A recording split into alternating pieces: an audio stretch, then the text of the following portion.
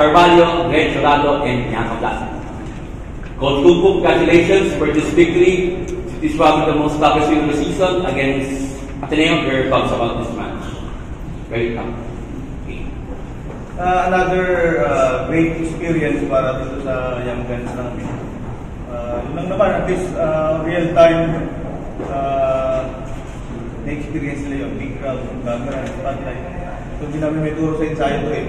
Yung pressure game, at least at first hand na-experience nila, especially itong game sa Ateneo. Ibang kwento, okay sa kwento din sa lahat, iba yung kwento dito sa FE. Ito rin, mas medyo challenging.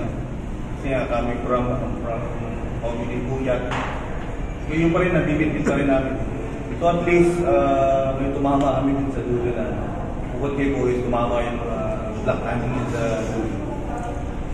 Thank you. To Jonah, you had 11 attacks, 5 blocks, 1 service ace, 9 digs, and 7 excellent receptions.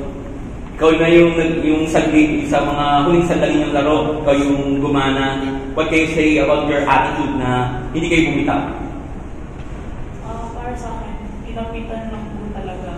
And gumalag lang po kami hanggang doon. Thank you. To Cassie, you got 5 attacks, 1 block, 4 service ace, and 6 digs and 26 excellent receptions. So, ano man sabi mo na napalaban kayo pero in the end, kayo pa rin yung nanalo? Okay, second. First of all po, super grateful kami sa panalo today kasi talagang pinaghirapan. Yun lang din yung sinasabi namin palagi sa isa't isa na this round namin mas kailangan yakapin at mahalin kami sa isa kasi hindi naman po kami yung veterans talaga. So, part of the learning process na din po na. Thank you. To Reg, she had 16 attacks, 2 service ace, 1 block, and 10 digs. So, what can you say about your team's performance?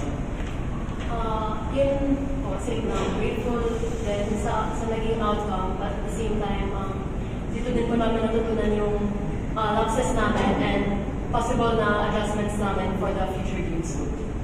And to Bianca, you had 2 attacks and 1 block. So, ano masasabi mo na malaking tiwala ang binigay sa'yo ni Coach Kupo? Ito lalo sa ending. Ano masasabi mo? Ano masasabi mo sa tiwala ang binigay sa'yo? Siyempre po, thankful ako kay Coach kasi tiwala siya sa akin. And gusto ko din sa self ko na magtiwala din ako sa sarili ko. So, sobrang happy ako na pinupush ako ng teammates ko and palagi sila doon for me.